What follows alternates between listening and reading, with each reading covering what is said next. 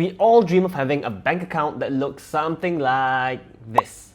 But in reality, we should never have that much cash sitting in our bank anyway. So today, I'll be talking about why we shouldn't hold that much cash, what the ideal amount is, and where we should put the rest of our cash. Let's get to it. So we all know that not having enough money is a problem. That one is obvious. We all want to have money. But did you know that holding too much cash, there's some problems related to that as well? I've seen lots of tweets and lots of Reddit posts where young people are actually doing well financially. They start work early, they save their money, and then they're asking if they're doing well. And they are, having 50, 100,000 ringgit worth of savings before you even hit 30 years old, that's a really good achievement. But we don't want to just have that money. We don't want to just leave it in a bank account. You might think that it's safer to hold your savings in cash rather than investing that. And maybe it is. But something that you need to know is that holding cash is not risk-free. We need to consider inflation and we need to consider opportunity cost as well. Even if, let's say, we were to put this cash in something like a fixed deposit and that earns you 3%, it's still, you're missing out on a lot of potential growth on your money. Anyway, let's just address it one at a time. So first of all, if you put your money in a bank account, like your entire life savings just in a normal bank account, and it's not earning you any interest, that already means that you are losing out to inflation. So Malaysia's inflation rate, it's usually at 2 to 3% per year. I think this is the norm over the last 10 years, which means that if you're doing this, if you're just putting your money in a bank account and you don't get anything out of it, every single year you are losing 2 to 3%. Okay, let's say I am someone who is 30 years old and I have 100 ringgit in cash that I saved in my bank account that's earning me no interest. So in 30 years time, by the time I retire when I'm 60 years old, this 100k, it will still be 100,000 ringgit. Of course, you're not gonna suddenly see it become 80,000 or whatever it is. But because of inflation, the value of your 100,000 ringgit in 30 years time, it will feel more like 41,000 ringgit today because the prices of everything would have gone up by then. I always remember how when I was younger and I want to buy a can of Coke, I would ask for my dad for some money. I think it was like 2 ringgit, and he would say something like, back in my day, a can of Coke used to be 20 cents. And I'd be like, okay, boomer, but today's 2 ringgit. But this is the exact same thing that will happen to us by the time we grow up, by the time we have kids and grandkids and stuff like that. We will be telling them how, back in our day, 1 can of Coke used to be just 2 ringgit, where in the future, it could be anywhere, 4 or 5 ringgit. That's what inflation does. So yeah, just because I save 2 ringgit today, doesn't mean in 30 years time, this 2 ringgit, I can buy the same can of Coke because I wouldn't be able to. Anyway, I think this one is obvious. Most of you guys should understand inflation and how it works. So yeah, putting our money in just a standard bank account, earning us no interest, that's not such a good thing. But how about putting it into a high yield savings account or a fixed deposit that's earning us 3% a year? So to me, this is obviously better. It's better to earn 3-4% a year compared to 0% because at least you'll still get something, but you're still missing out on a lot of potential gains. I know that some of you guys, are risk averse. You don't want to lose your money when you invest it. You'd rather put it into a bank account because it's safe and there's PIDM protection, there's all that stuff. But just hear me out. So let's say again, I'm someone who is planning for my retirement in 30 years time. So to prepare for my retirement, I plan to save 1,000 ringgit every single month because, I'm responsible. I need to have money for retirement. Anyway, if this cash is earning me a 3% interest per year, then my final balance would be somewhere around 600,000 ringgit, which is, not so bad. But if let's say that I invest this money instead and I get 7% returns on it every single year, my final cash balance will be over 1.1 million ringgit. Nearly double the amount. So yeah, you guys can see that it is a big difference. So I'll share with you guys later on about how we can get these kind of returns with our investments. But for now, I hope you guys understand, that it's clearly important for us to earn some money on our cash and we don't want to just hold it to earn nothing. So to summarize, getting 3% via a high yield savings account or a fixed deposit, it is better than earning 0%, but at the same time, we don't want to put every single cent that we have in our name just in, a fixed deposit earning us 3% because it is okay, but it's not great. There's potential for so much more. On the flip side, I'm also not saying that we should have every single cent invested to the point where our bank account looks more like this. That's irresponsible. So aside from our daily expenses, we need some cash obviously for our daily expenses. We also want some cash for our emergency funds.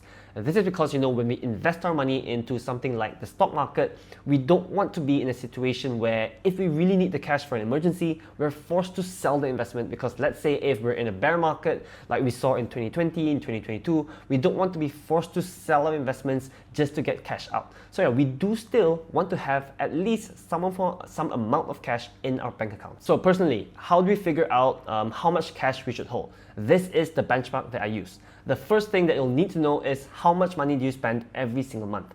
These things, I think this is something that you guys should already know by now, but if you don't worry, you can just start tracking it. There's a lot of apps out there that help you track your expenses. All you have to do is whenever you spend, just click a button, submit that transaction as, I guess, your cost, and then at the end of every single month, you'll know how much in total you spent.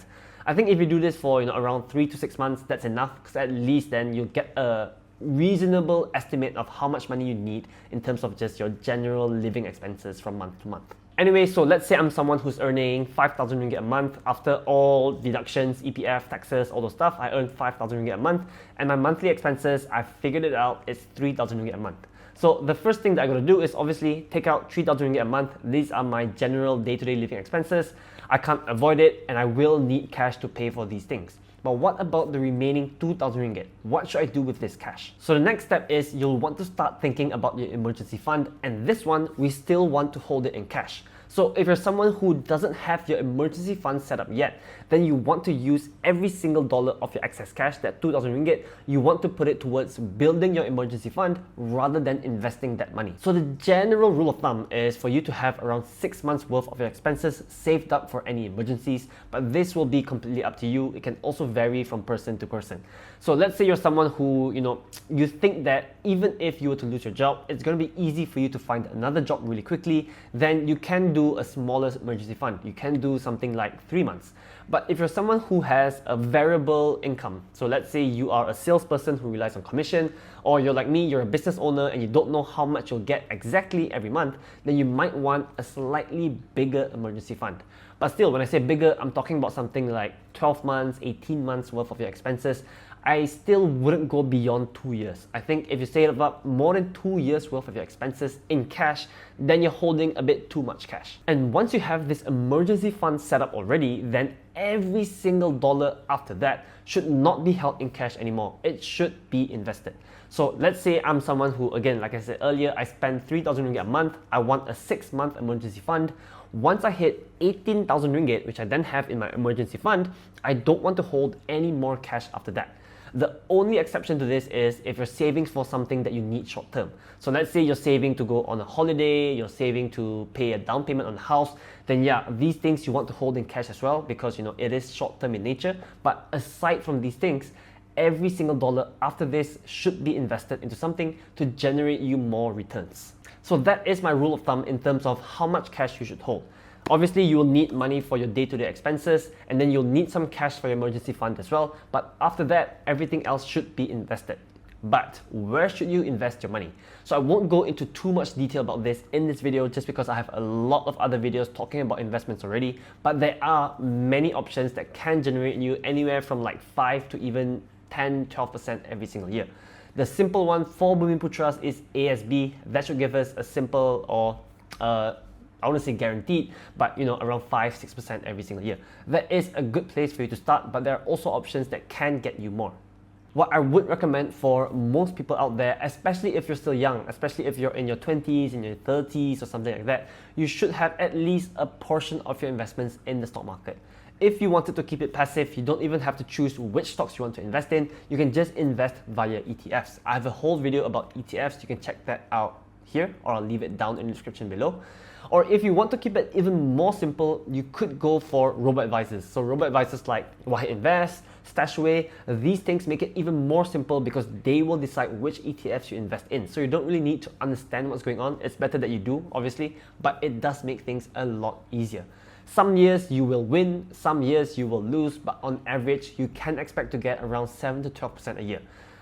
I've given this example many times, but if you invested into the S&P 500, the SPY ETF, over the last 10 years, you would have gotten more than 10% every single year on average. So yeah, those are the kind of returns that we're looking at, and I hope by now you guys realize that, this is the cost of holding cash. The cost of holding cash is that you're missing out on 7-10%. I know it's not guaranteed. No investment is guaranteed. But sometimes we need to think, maybe it is worth taking the risk to sort of get these potentially higher returns, because just holding your cash, that is risky as well. I'm not saying put every single dollar that you have here. Like I said, we still want to hold some cash. You can still hold some in safer investments like Amanah Saham, but have a portion in these higher generating returns just so that we can capitalize on a growing market. And if you're the more adventurous type of person, you can of course go for crypto as well. I won't even talk about the returns of Bitcoin over the last 10 years. I'm sure you guys know that it has gone up massively. And if you invested even 5 years ago, you would be up a pretty nice amount.